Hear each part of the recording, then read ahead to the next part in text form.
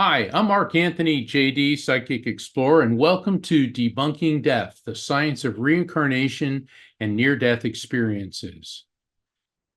Do you have fears and phobias that have no apparent cause? Are you drawn to certain time periods and cultures? Do you have talents and passions that just feel natural? What about an eerie feeling that you've lived before? Strong feelings of déjà vu. That's where been there, done that, but you're not really sure if you had. What about reoccurring dreams of people and places that you haven't met in this life, but whom seem so familiar?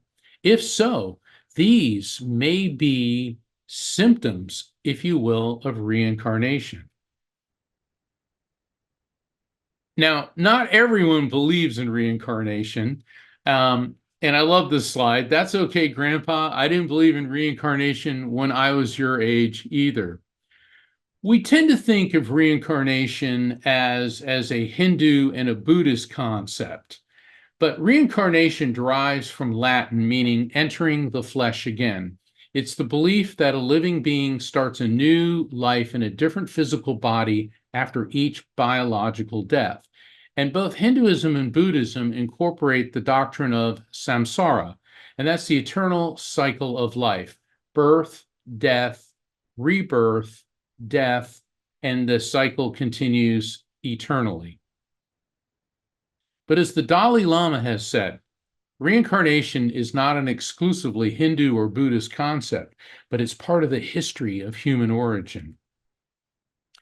Going back to the mysticism of the Hasidic sect in Judaism, which for Christians is found in the book of Job, chapter 1, verse 21, where it says, "Naked I left my mother's womb, and naked I shall return there." So it appears that in the mystical sect of Judaism, there are references to reincarnation.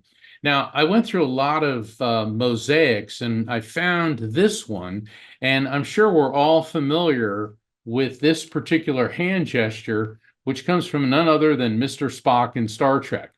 Well, Leonard Nimoy, the actor who portrayed and brought Mr. Spock to life, was a very devout, conservative Jew, and he's the one that brought the "live long and prosper," which is also a well wish, a nice blessing and greeting from Hasidic Judaism.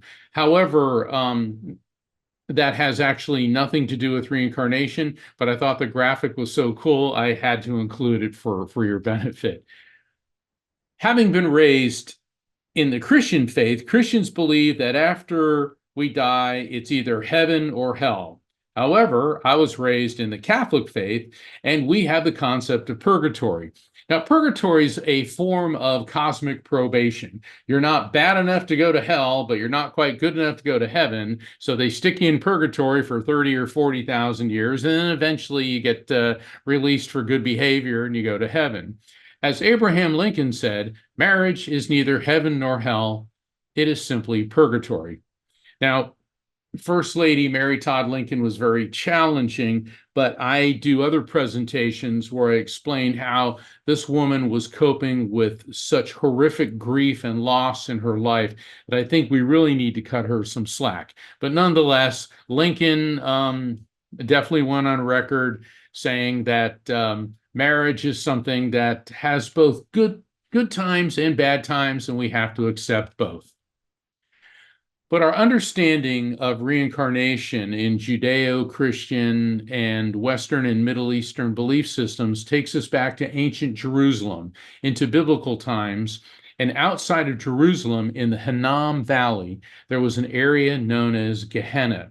Now, in Gehenna, what happened there was if you were not able to afford a proper funeral, or if you were a criminal, or you somehow brought dishonor upon yourself and your family, then your body was not given a proper burial. Instead, it was thrown into sulfur pits, which were known as fire and brimstone.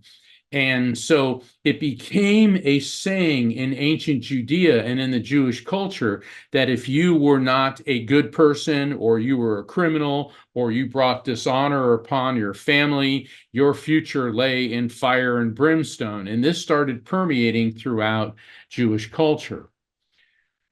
To the north, in what is now southwestern Turkey, there was the city of Hierapolis. Now, Hierapolis was the gate to the underworld, and the Greco-Roman belief system was that Hades, in Greek, Pluto in Roman, was the god of the underworld, and that he had a three-headed dog, Cerberus, who guarded the gate to the underworld. Well, Hierapolis turned out to be quite a popular attraction in the ancient world. It contained the plutonium, and the plutonium supposedly had the entrance to the underworld, the gate to what we would consider, in many aspects, hell. And people paid a lot of money to go to Hierapolis, and there were temples to other gods, but the big draw was the plutonium. And as you can see from the artist's rendering here, you see on the left the gate next to the pond where the steam is coming out. And on the right, you see a bunch of cattle being let in and one that's faltering. The Greek Strabo said, "The place is full of a vapor so misty and dense, one can scarcely see the ground." The great Roman orator Cicero said, "Any animal that passes inside meets instant death. Bulls that are led into it are dragged out dead." And so what would happen is people would pay money to see the priests of the Greco-Roman religion. They would lead the cattle, these bulls, into the gate of Hades, and these bulls would immediately die. And they told people that it was because they were struck down by the foul breath of Cerberus, the three-headed dog that guarded the gate to Hades. Well, in the Christian era, Christians bricked up the entrance to the plutonium, and it fell into disrepair, and it was all but forgotten. But about 20 years ago, Professor D'Andrea from Italy started excavating the area, and he discovered what appeared to be the plutonium. And they noticed that when birds would fly into the entrance of the plutonium, they would die. Well, this was really fascinating, so they brought in a geologist who found out that the plutonium emitted carbon dioxide. Well, of course, this entire area is geologically active, and it sits above geothermal vents that emit carbon dioxide. Now, normal air has 0.039% carbon dioxide. If the carbon dioxide levels of the air go up to 10% and you breathe that, you'll be dead within 30 minutes. And as you can see in the lower left-hand corner, Professor D'Andrea's team actually found a statue of Cerberus, the three-headed dog, at the entrance of the plutonium.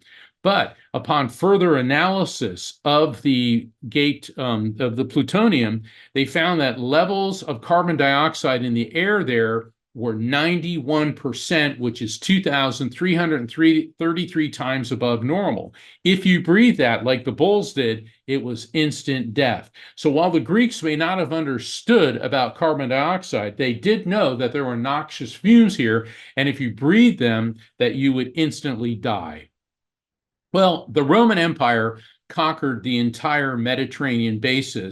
And the thing about the Romans is they were very good, not just at conquering, but once they conquered a culture, they would assimilate their beliefs, their technology, their artwork, their culture. And both Gehenna and the Greco-Hierapolis gate to the underworld got incorporated. But then as the empire expanded northwards, they came into contact with the Nordic culture of Germany and the Viking culture of Scandinavia. And they came into contact with the Viking goddess Hel, who was the goddess of death. Now, at this time, Hel was not a place. She was a goddess. And if you did not have a proper Viking funeral, in other words, if you did not die a warrior's death, and if you did die a warrior's death, you were given a proper burial by being in a warship that they would burn your body. And if you were able to accomplish that, then you ascended to the hall of the gods at Valhalla. If you did not, you descended to the underworld, to the goddess of death, hell. This is also where the expression go to hell comes from.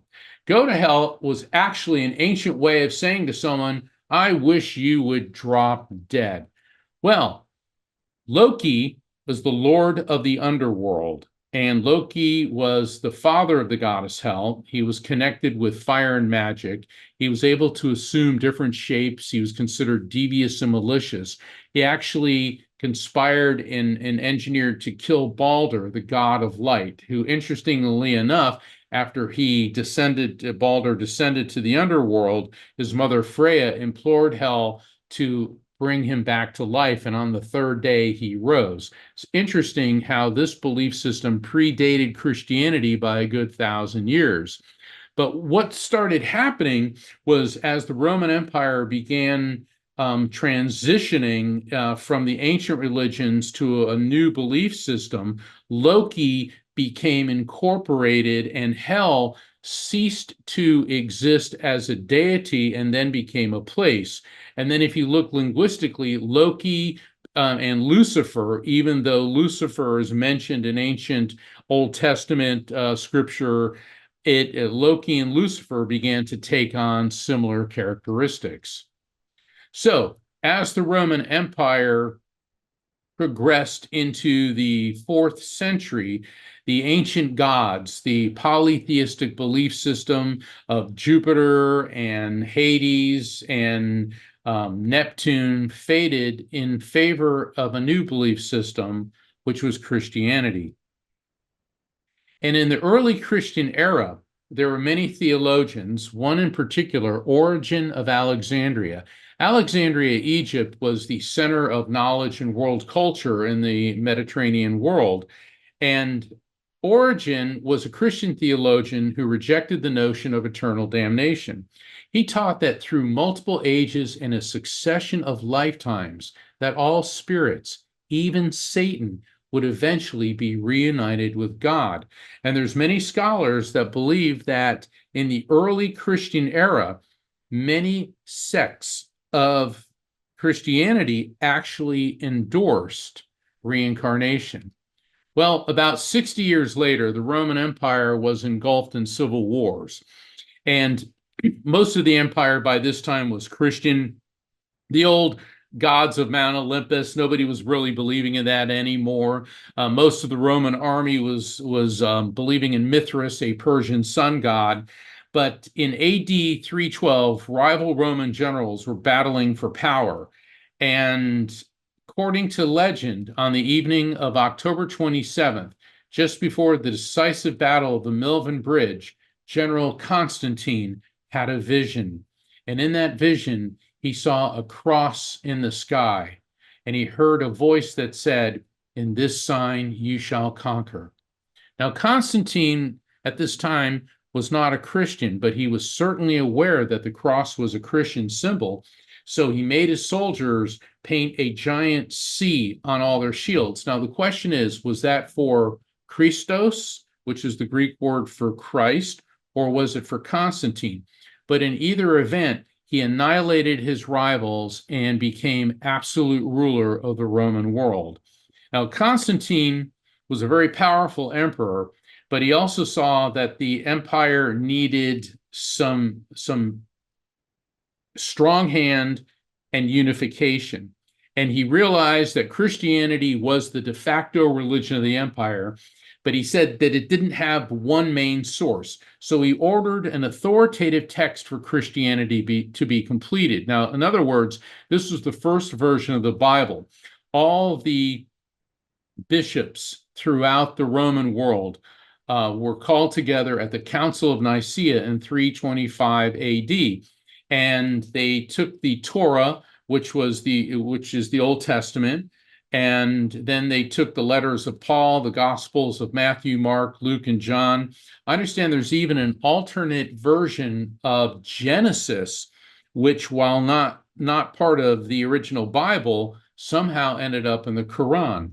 And the imperial decree that came from the Council of Nicaea was the doctrine of the Trinity, that there was God the Father, God the Son, and God the Holy Spirit, and that Jesus is God. So now the Romans officially decreed that Jesus was elevated to the status of a God and that he will return.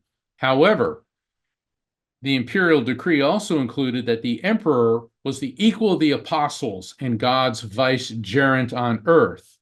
In other words, Jesus is God and he'll return, but until he does, I, Constantine, emperor of the Romans, am God's representative on earth.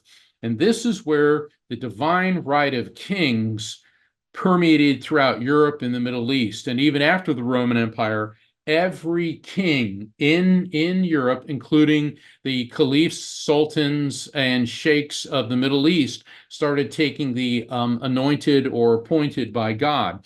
Louis XIV certainly behaved in this manner. And to this day, King Charles, when he was crowned just a couple years ago, still retains the title Defender of the Faith. But as part of the imperial decree, if you disobeyed the emperor, you were disobeying God, and you would be condemned to eternal damnation.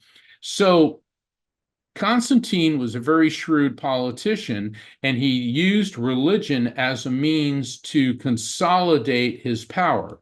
Well, let's meet his mother, Flavia Iulia Helena Augusta. And his mother, Helena, was a Christian, and she made a pilgrimage to Jerusalem, where, according to legend, she found the one true cross. Now, let's look at what was going on there. In art, she's portrayed as this lone pilgrim wandering to the hill of Golgotha, digging around, and then finding the cross that Jesus was crucified on. Let's take a look at most likely what did happen. The most powerful man on earth, Constantine, is not going to let his mother head on a pilgrimage by herself. So she would have been protected by at least 1,000 Roman troops. She would have had at least 100 personal servants. And so when her ship landed, most likely in the port of Caesarea, which is in modern day Israel, and she was escorted to Jerusalem, well, there would have been at least another Roman legion there because the emperor's mother was there, plus all the government dignitaries, all the Roman citizens, in addition to the local populace, all wanted to see the emperor's mother. She'd be led to Golgotha and, oh, over here, your majesty, oh, a little bit to the left, now dig a little bit, oh, look, it's the one true cross. So now, by finding the one true cross, she brought this holy relic back to Constantine. Now, I want to make one thing very clear. I am not insulting Jesus, his teachings, Christianity, or his mother Mary. What I am explaining is what a very astute politician did, because Constantine, who in both the Greek Orthodox Church and in the Roman Catholic Church is referred to as Saint Constantine, and his mother as Saint Helena. And what he did in the 4th century is cast himself in the role of Jesus's representative on earth, and his relationship to his mother would be analogized to the relationship between Jesus and his mother Mary. However, St. Constantine was anything but saintly. By the end of his life, he had most of his family executed for treason, not his mother. He certainly was a Roman general to the fingertips, and he didn't convert to Christianity officially until he was on his deathbed. But what he did do was unify the empire with one law, one religion, one centralized form of power, and he did it through making himself a saint-like figure as well as his mother. About 60 years after Constantine, the empire was split into two. I mean, we could spend hours explaining that, but for administrative reasons, plus both the West and the East were under attack by various tribes from outside the empire, the Huns, the Germans, the Persians to the east. And the Western Roman Empire collapsed in the year 476, but the eastern half of the empire, the so-called Byzantine Empire, because the capital city, Constantinople, the city of Constantine, I mean, Constantine really cashed in on his name and his popularity, became the center of the empire and also the center of Christianity. This also started the squabbling between Rome and Constantinople over which city was the true seat of Christianity. And unfortunately, that conflict continues on to this day. But by the 6th century, the Roman Emperor Justinian convened the Fifth Ecumenical Council of Constantinople. And this is where reincarnation was banned as heresy and a new version of the Bible was adopted. So by the time of the Fifth Ecumenical Council of Constantinople, which is 500 years after Jesus died, there is now a fifth version of the Bible, and reincarnation is cast out of Christianity. Or was it? Traces of it remain. Let's look at Genesis 28, 10 through 12. Jacob left Beersheba, set out for Haran. When he reached a certain place, he stopped for the night because the sun had set. Taking one of the stones there, he put it under his head and lay down to sleep. He then had a dream in which he saw a stairway resting on earth with its top reaching to heaven, and the angels of God were ascending and descending upon it. When Jacob awoke, he thought, surely the Lord is in this place, and I was not aware of it. He was afraid and said, how awesome is this place? This is none other than the house of God. This is the gate of heaven. How cool is this? 3,000 years before Led Zeppelin, this was the original Stairway to Heaven. But this passage in Genesis has become known as Jacob's Ladder, and it is one of the most studied passages, not just by Christians and Hebrews, but by Muslims, Hindus, Buddhists, Jains, because this has tremendous metaphorical significance. There are several interpretations as to what does Jacob's ladder mean. One is the timelessness of time, that the ladder is a metaphor for the infinite. Time is irrelevant, demonstrated by angels engaging in an unending procession between heaven and earth. It also is a metaphor for the interconnectedness between heaven and earth. It's how the spiritual and the physical are interconnected, and this elevated level of consciousness enabled Jacob to perceive heaven.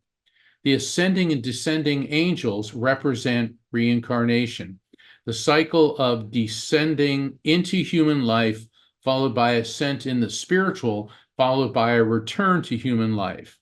Then the question arises, are the positive behaviors and acts of kindness the means of ascension to a higher level of existence, aka Jacob's ladder? This seems very similar to the Hindu and Buddhist doctrine of samsara. So Jacob's ladder, very well, may be a metaphor for the eternal cycle of life. Then in the New Testament, we come to one of the most controversial, if not most controversial passages of all, and one of the most studied by many religions, is what's known as the Transfiguration. Now, in the Transfiguration, which is in Matthew 17, Mark 9, and Luke 9, Jesus takes James, John, and Peter to the top of a mountain, and he began to glow white. And then the spirits of Moses and Elijah appeared on either side of him. Now, this has been interpreted to be a form of highly advanced mediumship where Jesus is bringing forth the spirits of Moses and Elijah.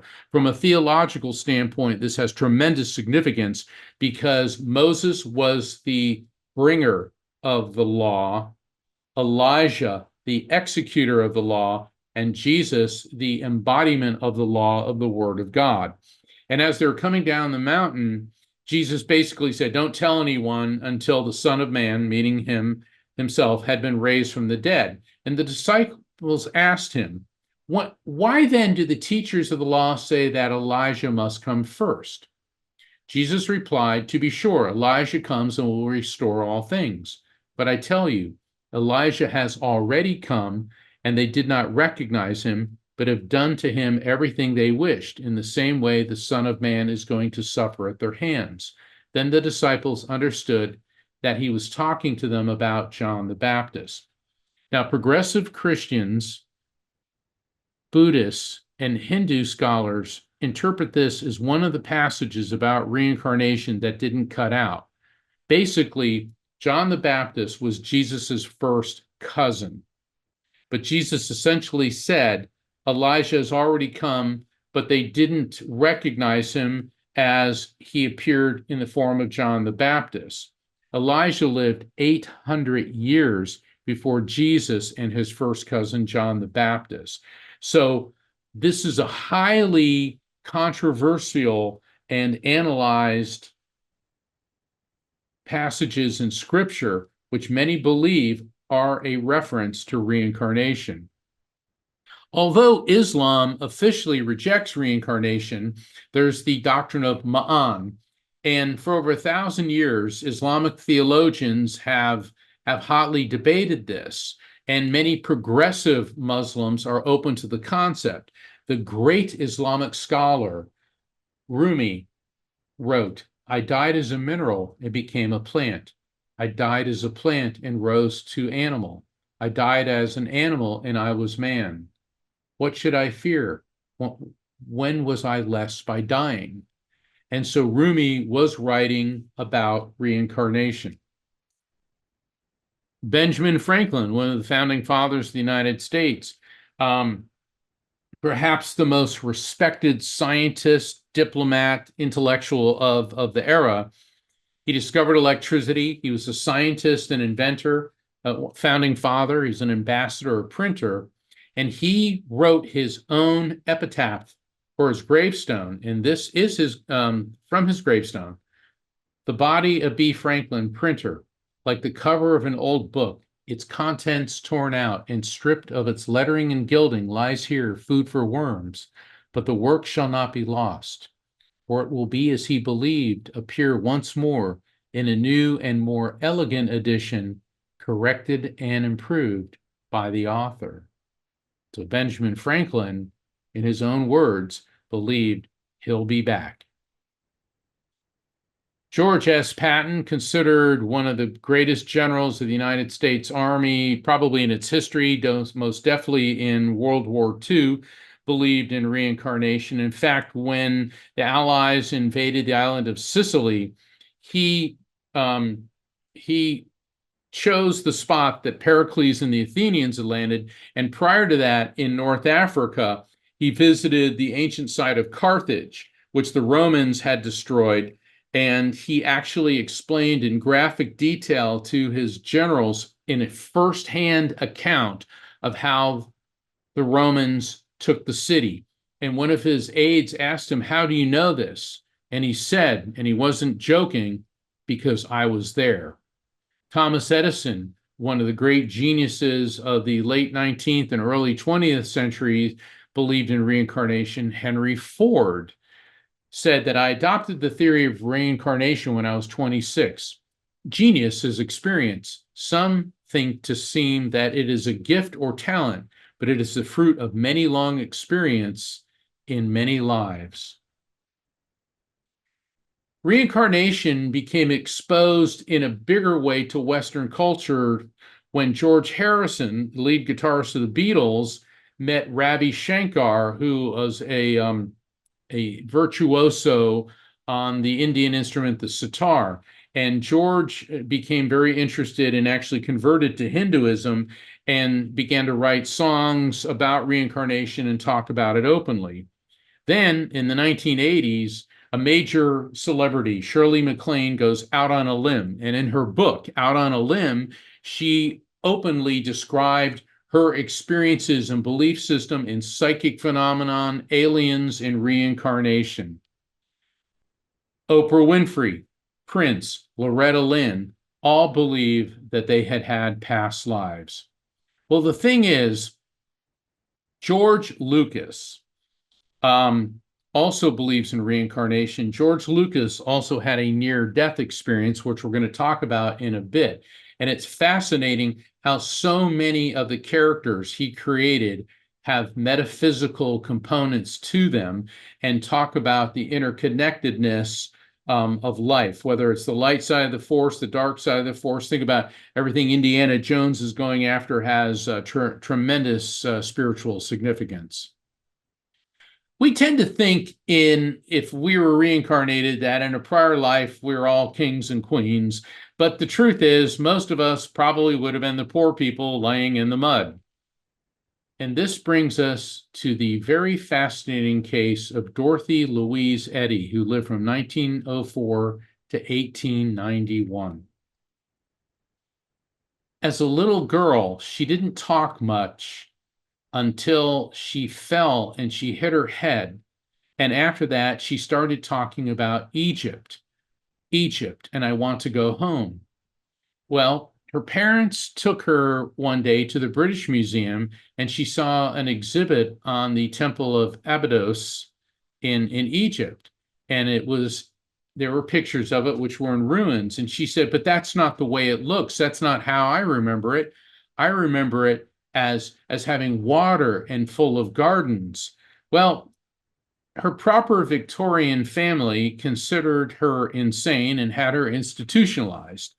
And this was Edwardian England, and when one's child goes around saying that they used to live in ancient Egypt, this certainly isn't done. But by the time she was 18 years old, she managed to get up enough money and basically escape, and she took a ship and went to Egypt, and she started working with archaeologists on the Giza Plateau, where the pyramids and the Great Sphinx are. And she was volunteering at first, but she was very, very helpful. And what the archaeologists were fascinated was how quickly she learned. Within 1 year, she learned how to not only read ancient Egyptian hieroglyphs, but also how to speak the language. And that was mystifying. But she said that Giza Plateau was not where she needed to be, that she needed to go further south to Abydos. And she felt a strong connection to Pharaoh Seti I. Now, Pharaoh Seti I has the dubious distinction of being considered the most handsome mummy ever recovered. And there's an artist's rendering of what he most likely looked like during life.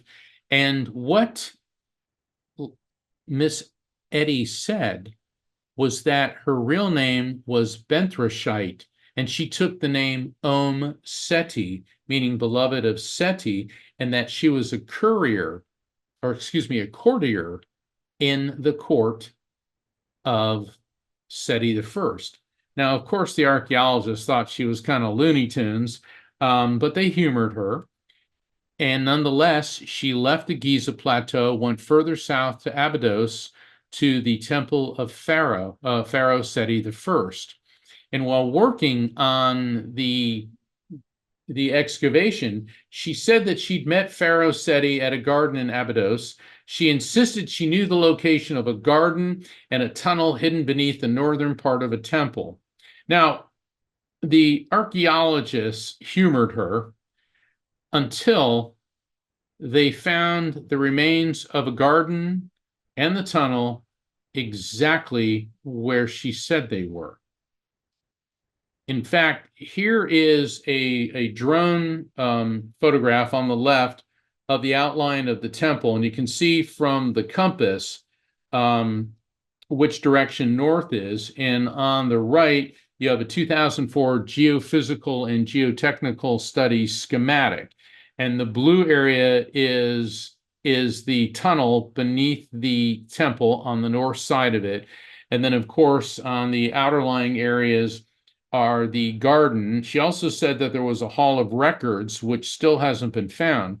But one of the most alluring things that Om-Seti left us with is, one thing I am certain of, the Temple of Seti holds some secrets, lots of them, maybe bigger and more important than Lord Carnarvon's discovery of Tutankhamun's mortuary treasures in 1922. I had the benefit of seeing Om-Seti interviewed on television many years ago, and she said Many people come to Egypt in search of a prior life. You have no idea how many Cleopatras I've met. Later in the 20th century, the Center for Reincarnation Studies at the University of Virginia, the Division of Perpetual Studies at the UVA, Dr. Ian Stevenson, brilliant man, genius, he took reincarnation out of the fringe and began to analyze it through the scientific method of objective analysis, gathering evidence and not jumping to conclusions. He focused particularly on children, over 2,500 cases of children who had memories of prior lives. He approached science from a strictly scientific viewpoint, and he said, gather all the anomalous data and investigate. He avoided religious discussion. He said, this has to be looked at purely through science. In the wake of his passing, Dr. James Tucker has taken over as the director of the Division of Perpetual Studies at University of Virginia. He's a child psychiatrist. And when dealing with children, we refer to these cases as court, case of the reincarnation type. And this brings us to the court similarities. As soon as the child can communicate, he or she describes a previous life. They remember details of their prior death from the prior life. Based on the information provided by the child to the biologic family, the child's family from a prior incarnation is eventually identified. In other words, the children that say, I lived a prior life, oftentimes will describe a lifetime that wasn't that long before, so they could still contact members of that child's family from a prior life. Personality traits, preferences, and habits persist. Gender usually stays the same. I always found that fascinating. And relationships are renewed through reincarnation. Traumatic deaths in particular leave an emotional imprint. Often the child had habits and fears linked to the nature of death. For example, fear of heights, drowning in a past life, having a fear of water in this life. And this brings us to James Leiniger, who was born April 10th, 1998 in San Francisco. He kept having recurring nightmares of being trapped in a plane after he was shot down by the Japanese just after he took off. He said his plane was a Corsair. He insisted his ship was the Natoma, and he kept saying, Chichi-jima, Chichi-jima. Now, this is a toddler. And granted, toddlers tend to have very active imaginations, but not like this. Then he kept drawing pictures of his plane getting shot down. And he referred to himself as James III. And he kept talking about his friend Jack Larson. Young Mr. Leiniger had 3 G.I. Joe dolls that he named Leon, Walter, and Billy. And when his parents asked him, why did you name them Leon, Walter, and Billy? He said, because that's who met me when I got to heaven. Well, his parents were mortified, but intrigued enough to where his father started doing research. And he found out that there was indeed a USS Natoma Bay, which was an escort carrier. Escort carriers were aircraft carriers. They were somewhat smaller than regular aircraft carriers. And he also found that by the end of World War II, the Natoma Bay was launching Corsairs. And that seemed to match up with what his son was saying happened. Then they discovered Lieutenant James Houston Jr. He was a 21-year-old pilot who served aboard the USS Natoma Bay. He was shot down during the Battle of Iwo Jima in the Pacific at the specific location known as Chichi-jima. 3 of the pilots who served with him were Leon Connor, Walter Devlin, and Billy Peeler. Leon, Walter, and Billy were the names of his G.I. Joe dolls. And these 3 men all predeceased Lieutenant James Houston Jr., which may have been why he said they're the ones that met me when I got to heaven. But why did he call himself James 3? His father's name was Bruce Leininger. More research found that James Houston's father and grandfather were both named James, which would have made James Houston the third. But what about his friend and fellow Corsair pilot, Jack Larson? He kept talking about my friend, Jack Larson, Jack Larson. There was no record of his death. Well, that was because Jack Larson was alive.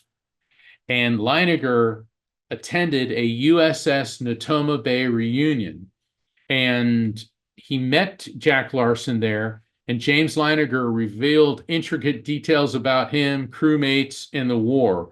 He even told about girls they were, I'll say, dating. And Jack Larson said, there is no way this kid could know these things. And Jack Larson was convinced that this little boy was the reincarnation of Lieutenant James Houston. James Leininger was also introduced to Anne Houston Barron, the 84-year-old sister at the time when they met of James Houston Jr. She said, this child couldn't know the things he does. He just couldn't. So I believe he is somehow part of my brother.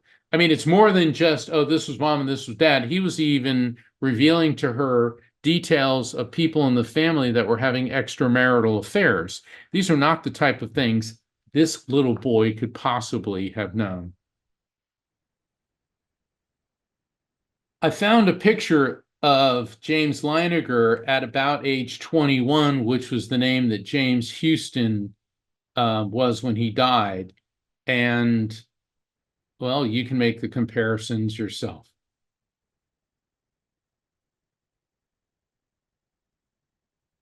This now brings us to Ryan Hammons, born in 2005 in Muskogee, Oklahoma, into a conservative Baptist family. His father was a police officer. His mother worked at the local clerk's office, and he had enlarged adenoids, and it affected his ability to hear and talk. But after surgery, he started talking, and he started running around the house yelling action and said he worked in movies. But then he had nightmares where he was screaming. He'd wake up clutching his chest. He said, my heart exploded at my home, the one with the swimming pool. This is very upsetting to his mother. And one day he said, Mom, I think I used to be someone else. I lived in Hollywood. Now, this is not exactly the type of thing you expect to hear from your toddler. So his mother, Cindy, kept a record of Ryan's past life memories. Now, once again, these were conservative Baptists. They didn't know anything about reincarnation. This was a totally new area for them. But she made a list of what her son said, and he told her, well, in that other life, I was very rich. I was married 5 times.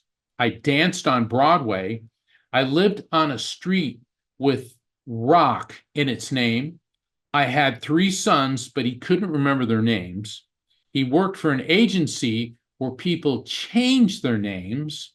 And by the time he was 12, there was a list of 230 items, more than any other case of reincarnation type. Well, this case was brought to Dr. James Tucker, okay? And it gets even better because Cindy and Ryan were going through a book about old Hollywood. And he saw a picture and said, hey, that's me. But who was he? He wasn't named in the book. And so Dr. James Tucker brought in a film historian who researched and discovered that this man was an uncredited extra in a 1930 movie starring Mae West and George Raff called Night After Night. Further analysis, that uncredited extra's name was Marty Martin. He started his career as a Broadway dancer. He moved to Hollywood to become an actor, only appeared in one film as an uncredited extra in Night After Night. Leaving acting aside, he became a Hollywood talent agent at an agency where people changed their names. In fact, he even changed his name. He was born Morris Kolinsky. He was very wealthy. He was married 5 times, had 3 sons, and he lived in a house with a pool on a street with the name Rock in it, which was Roxbury Lane in Beverly Hills. Dr. James Tucker verified 55 of the things Ryan said about Marty Martin is true. So even though there's 230, Dr. Tucker, being a scientist, wanted to find absolute proof. So the others are still being scrutinized. But then Ryan said, I don't see why God would let you be 61 and then make you come back as a baby. Well, this created a problem because according to the death certificate, Marty Martin, aka Morris Kolinsky, was 59 when he died. And you can see here that him being born on May 19th of 1905 and dying on December 25th, Christmas Day, 1964. So this appeared to be a very big hole in the case. Well, I'm also known as the psychic lawyer, and I've spent a lifetime investigating legal cases, but also supernatural and paranormal.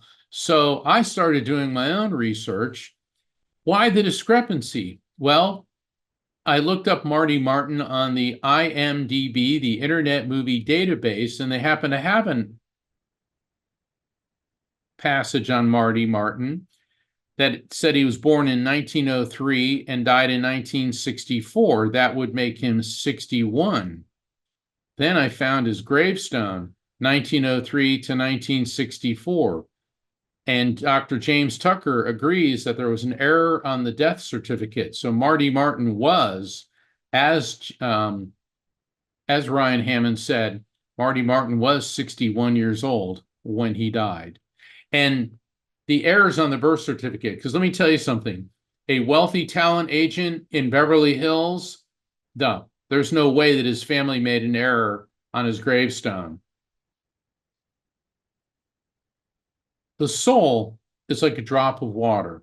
And when we die, that drop of water leaves our body, leaves our brain, plunges into the eternal sea that I refer to as the collective consciousness.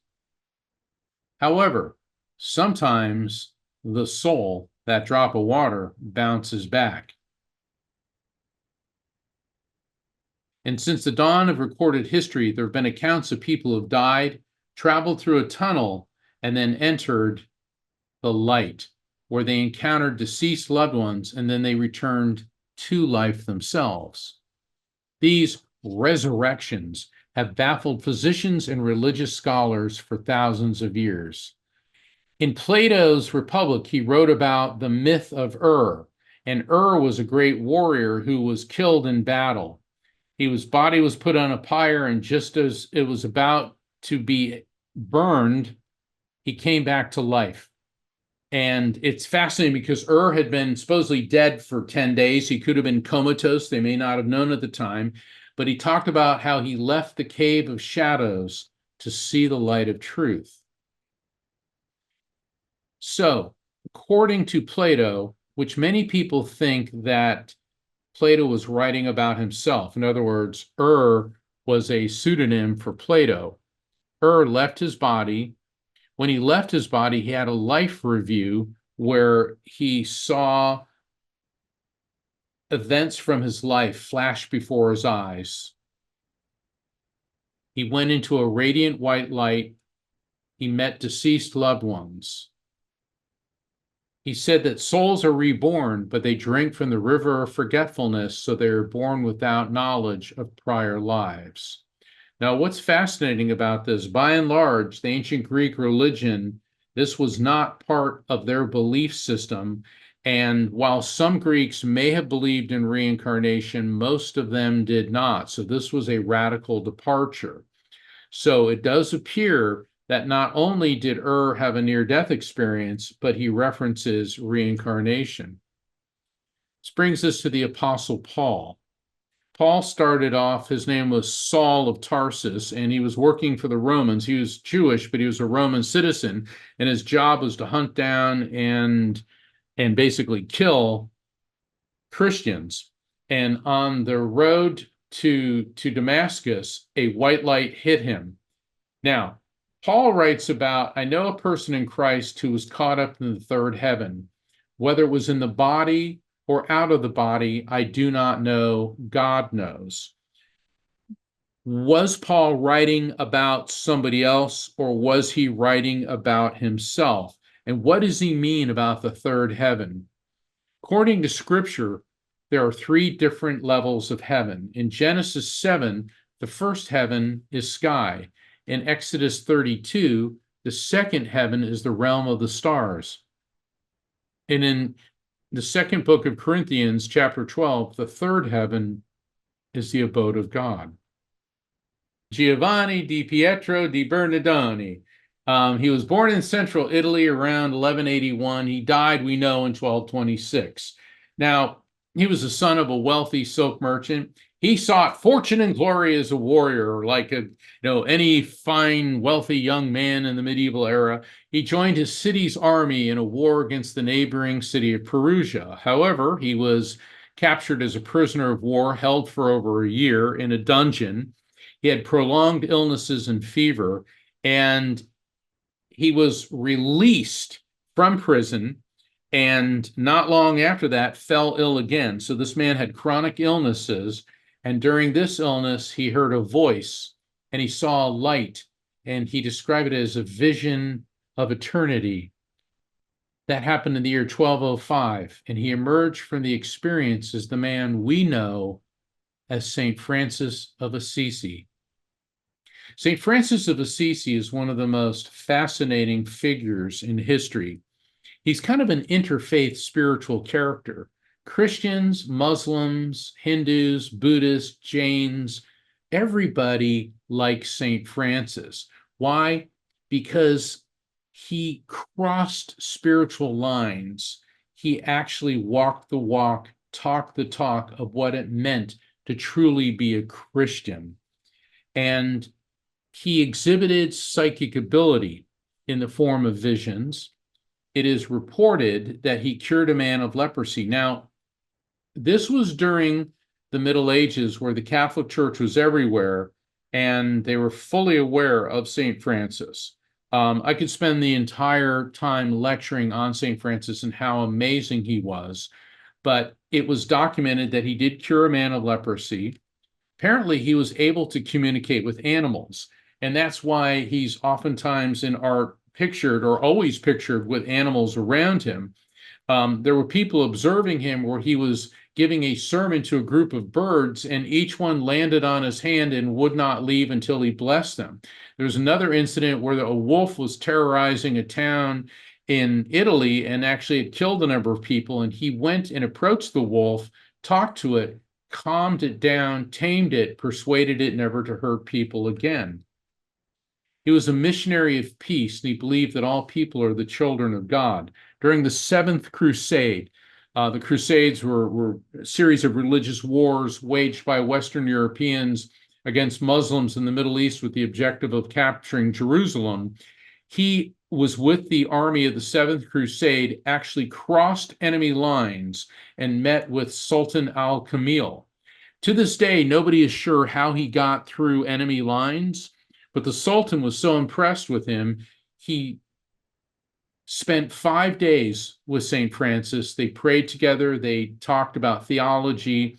He actually brokered a peace deal with Sultan al-Kamil. And the Sultan said, I will make peace. I'll even grant Jerusalem, which is what the Crusaders want. I'll give them Jerusalem in exchange for peace. Of course, the crusading army rejected that because they wanted more land, more gold, and unfortunately for them, Sultan al-Kamil's army annihilated the crusading army. But one thing positive did come out of it. the Sultan granted safe passage for St. Francis and his followers to go to Jerusalem and found a mission. And the mission of St. Francis exists to this day, 800 years later. Then before he died, he exhibited stigmata, where you bleed from your hands, in your feet, and your side. In other words, he was mimicking the wounds of Christ. Some scientists say that this is a condition, a psychological condition brought on by extreme stress. But why would he bleed specifically from the wounds attributed to Christ being crucified on the cross? There was this young man, a boy. He was 10 years old, and he fell from a horse and had a head injury. It was believed that he was dead for 10 hours, but then he came out of it. He returned to life, and he spoke about divine interposition, the new faith, and no earthly power. He believed he was destined for greatness. He exhibited precognitive ability in visions and dreams. His name was Abraham Lincoln. The day before leaving for Washington, D.C., he had a vision while gazing in a mirror that he would be elected twice, but he would not survive his second term. In the 1970s, Dr. Raymond Moody applied the scientific method of objective observation of this phenomenon. So basically, Dr. Raymond Moody did for near-death experiences what had been done at the University of Virginia for reincarnation. And he coined the term near-death experience. Now, one of the reasons I brought up about the psychic activity is that's one of the side effects of near-death experiences. And a near-death experience occurs when a person physically dies and their consciousness separates from the body, yet remains intact. Many famous people throughout history, just to name a few: Mozart, Queen Victoria, Abraham Lincoln, as I mentioned, Sir Arthur Conan Doyle, the creator of Sherlock Holmes, who was also a psychic medium, Winston Churchill, and of course, the amazing Elizabeth Taylor. In more recent years, Hollywood not to be outdone, Sharon Stone, George Clooney, Leonardo DiCaprio, Charlize Theron, Tracy Morgan, Johnny Depp have all reported having had near-death experiences. And that's me with my parents on one of the happiest days of my life, which was the day that I graduated law school. And the reason that I bring this up is that both of my parents and myself have had near-death experiences. In the studies that have been conducted globally for the past 50 years, there are similarities between near-death experiences. Race, gender, and religion are not a factor. Doesn't matter if you're religious or not, or if you are religious, what belief system, you can still have a near-death experience. You only encounter people who have died. Drugs and anesthesia are not a factor. Psychic ability is enhanced. So I brought up St. Francis and Abraham Lincoln. Belief in reincarnation. Every NDE, or that's what we call near-death experience, or an NDE, or believes in reincarnation. People who have these are convinced of the reality. It is not a hallucination. People lose their fear of death, and there's a sense that everyone and everything is energetically interconnected. And there's also veridical perception. Veridical perception is when somebody dies and their consciousness leaves their body, they're able to perceive things external to their body. And there's one fascinating case of a woman who died on the operating table, and she said that she was hovering above the table and she passed the light, and she noticed that the light in the ceiling, that the top of it was really dusty. And she thought, well, I really need to let the head nurse know this. And then she goes, oh my God, I'm outside of my body. The next thing she knows, she was hovering above the hospital, and she noticed in the rain gutter at the top of the hospital, there was a blue sneaker or tennis shoe stuck there. Next thing she knows, she was resuscitated. And when she was able to talk, she said she started telling them about the blue sneaker. So the surgeon said, "Get two people up on the roof right now. I want to see if we can verify this."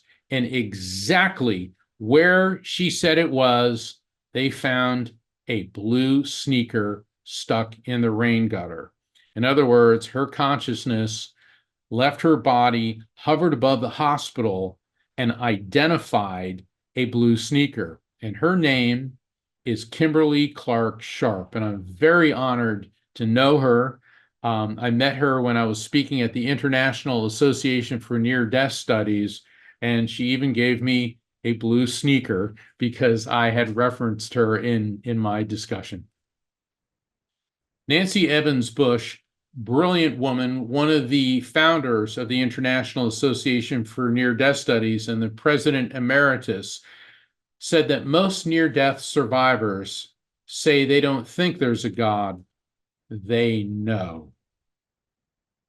So how do you explain reincarnation and near-death experiences? Is it faith or is it science?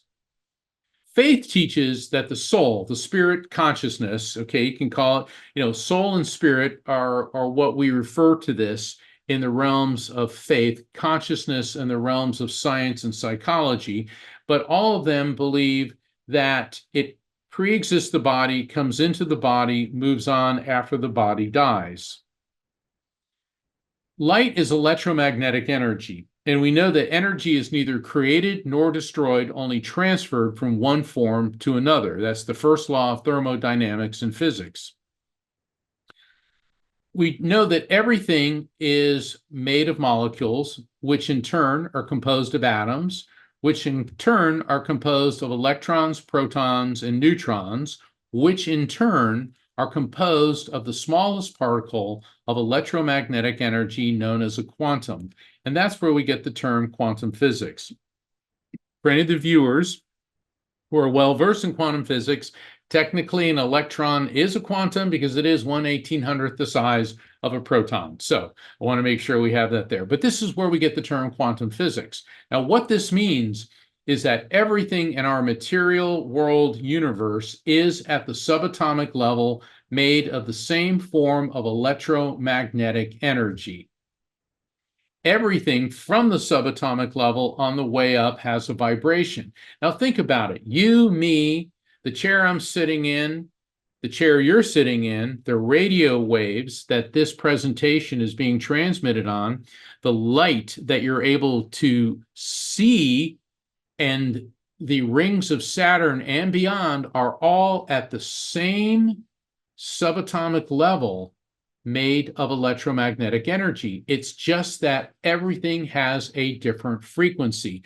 Frequency is the rate at which vibrations occur. So everything in our universe is constantly in motion and vibrating, even objects that appear to be stationary. That's why the table or the chair that you're sitting at or upon appears to be stationary because it's at a lower vibration than you are.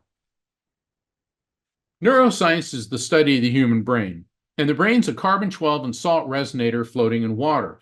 It has an electromagnetic field, and even though it's only 2% of the body's weight, it uses over 20% of the body's energy. The official position of neuroscience is that the brain creates consciousness through chemical reactions and electrical impulses, but neuroscientists cannot explain how. So what are we? Think of your body like a car. Some people have really hot cars, and you may look at that car and say, I'd really like to hop on that car. And then others of us, well, maybe not so much. The truth is, we are not these bodies. We're energy, which is referred to as consciousness in the realms of psychology, neuroscience, philosophy, a soul or spirit in the realm of faith. It's what makes us unique and includes our personality, observations, memories, knowledge, and love. Consciousness is pure energy. It pre-exists the body, comes into the body, and then lives on after physical death, meaning it is eternal. Consciousness is capable of perception that far exceeds the scope of our 5 physical senses of sight, hearing, taste, smell, or touch. It is also capable of perception and communication with other dimensions beyond our material world. And now quantum physicists are on board. Professor Hans-Peter Dohr from the Max Planck Physics Institute in Germany. The brain is like a computer hard drive. When the hard drive dies, we do not lose this information, this consciousness. The body dies, but the spiritual quantum field continues. In this way, we are immortal.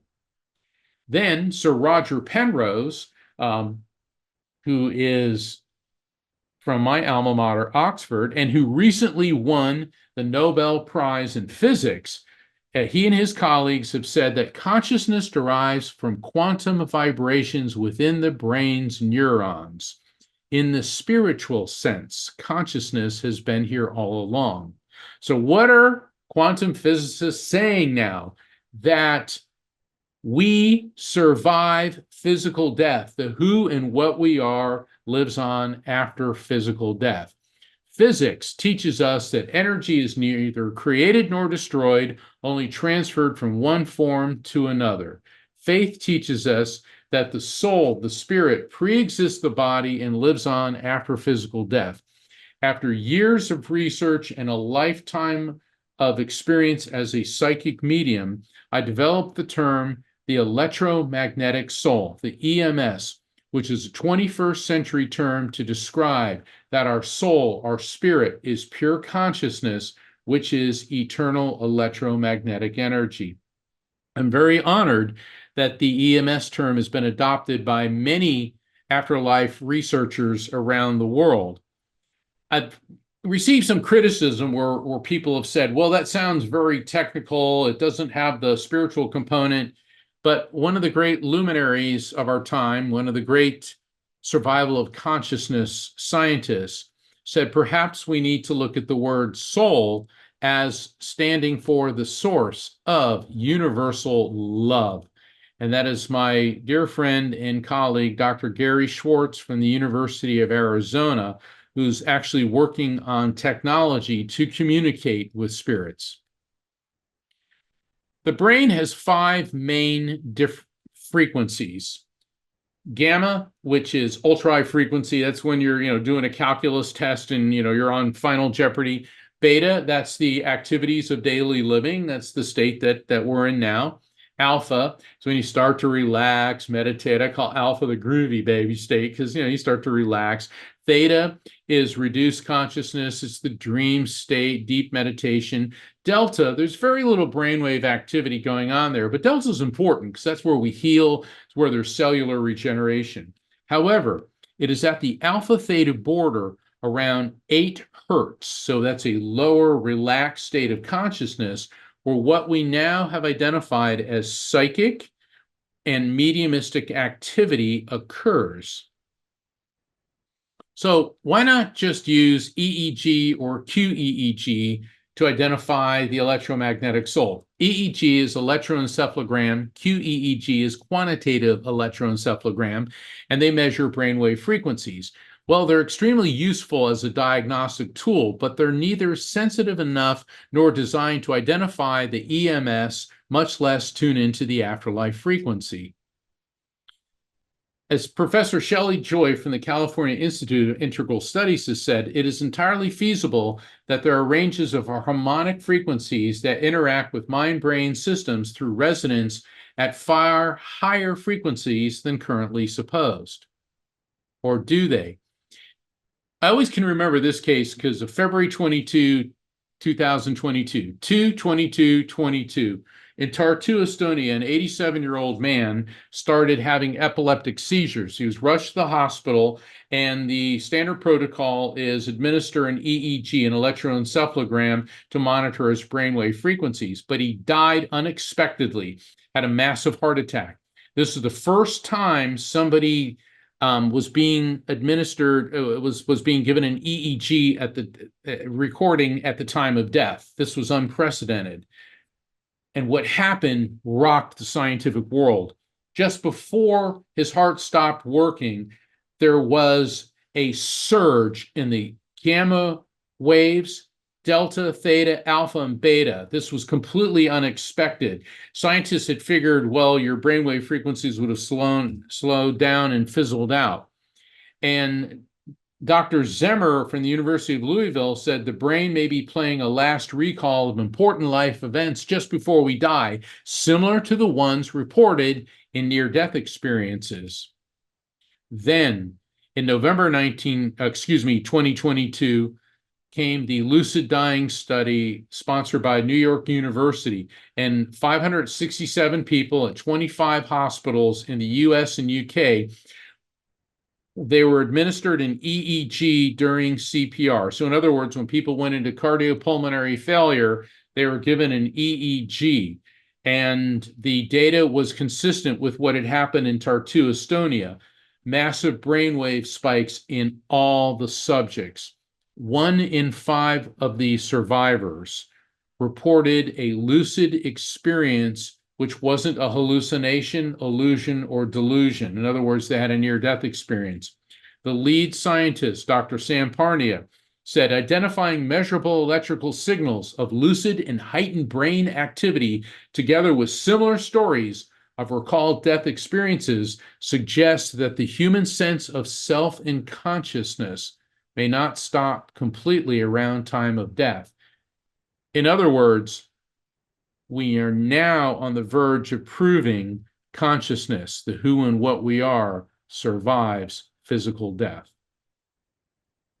Is a near-death experience, though, an NDE caused by a surge of electrical activity in the brain?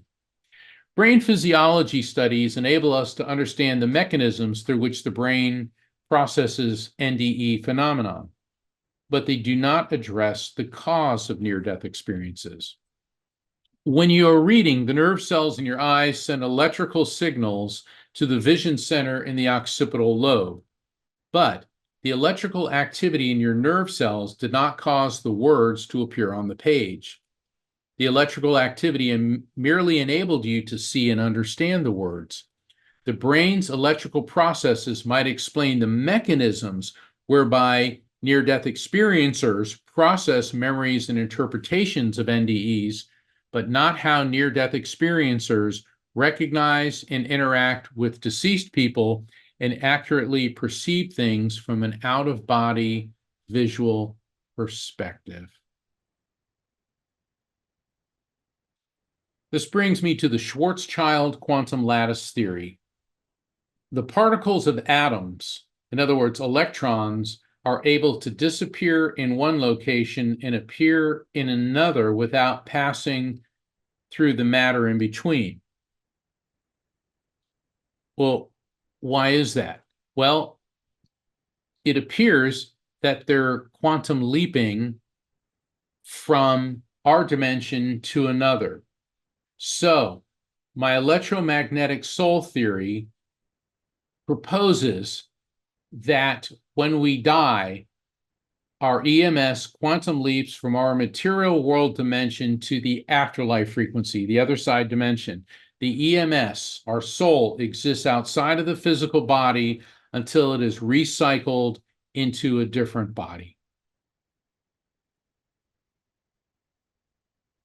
Vibrationally, think of our material world dimension as AM radio, and the other side, the afterlife frequency, as FM radio. Now, what's the similarity between reincarnation and near-death experiences?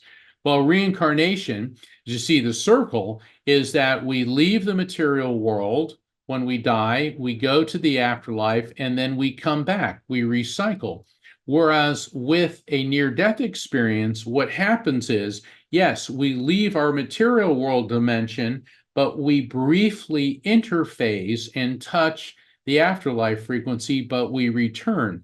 So there is a similar energetic modality based on quantum physics to describe both reincarnation and near-death experiences.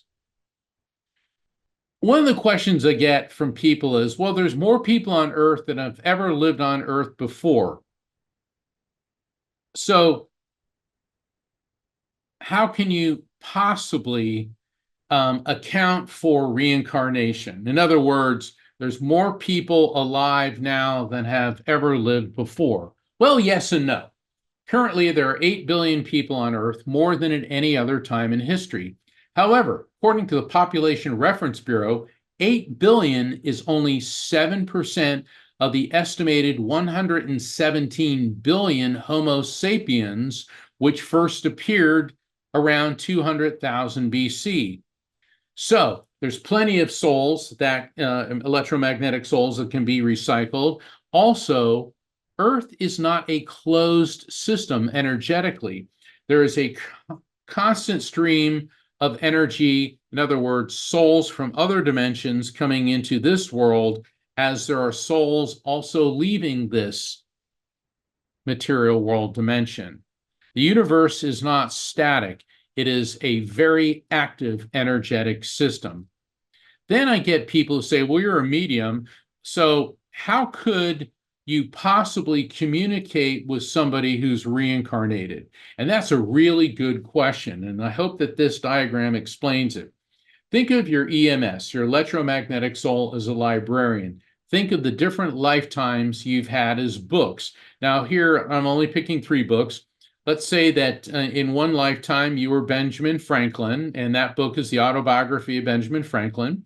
In another lifetime, you were Anne Frank, so you got reincarnated as Anne Frank, and there's a diary of Anne Frank. And currently, you're alive because you're Meghan Markle, and you're in the book Spare by Prince Harry. So let's say that you want to communicate with one of your relatives who was Anne Frank. And so, as a medium, am I able to tap into the EMS, the spirit of Anne Frank, when she's actually been reincarnated as Meghan Markle? You have to realize that the 3 characters here, they may not know each other. Of course, we do have our Ryan Hammons, our Dorothy Louise Eddies, Om-Setis, and we have our James Leinegers, who do remember prior lifetimes, but most people tend not to, or they only have shadowy memories. But our electromagnetic soul, while it's housed in the brain, is energetically linked to the collective consciousness. So we are actually multidimensional beings. And your higher self, your electromagnetic soul, is the librarian, and the librarian knows all these characters and retains the memories from all these lifetimes. So even though Anne Frank has reincarnated as Meghan Markle, we're able to connect with the higher self aspect of the electromagnetic soul, which retains the memories of prior lifetimes. Ergo, spirit communication is possible, even if the person you want to communicate with has reincarnated. Edgar Cayce, one of the greatest psychics in history, known as the sleeping prophet, because he would go into a deep meditative sleep, or state rather, and spirits would speak through him, giving amazing medical cures and insights on so many things in our world. He said that electricity or vibration is the same energy you call God.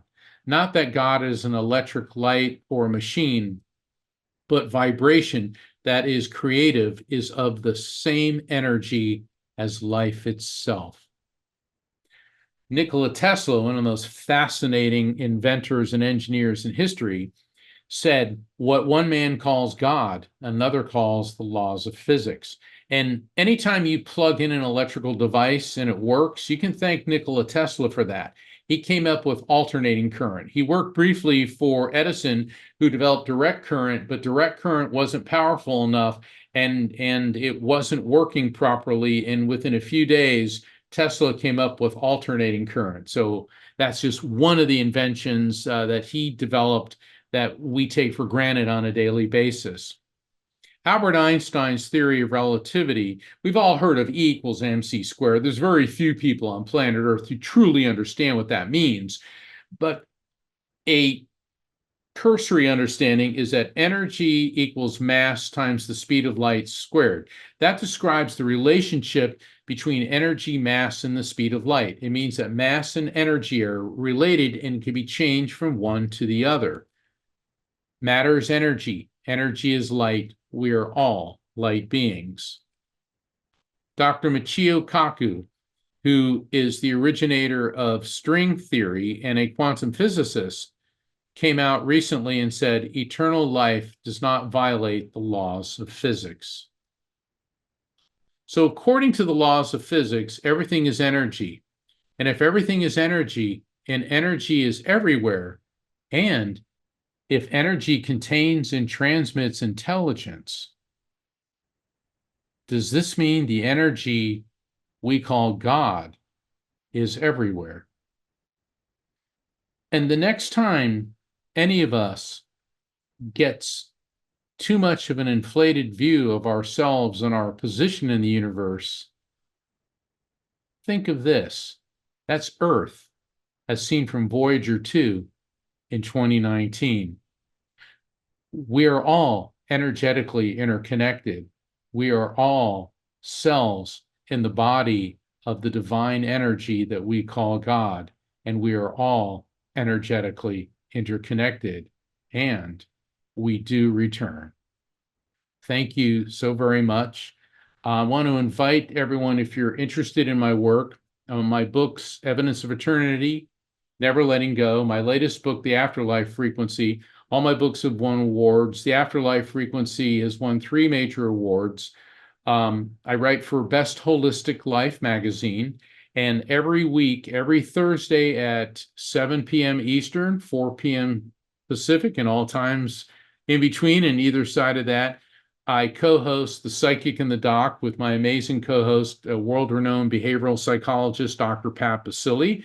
I invite everyone to call in. I do readings for callers in tandem with Dr. Pat's intuitive insights.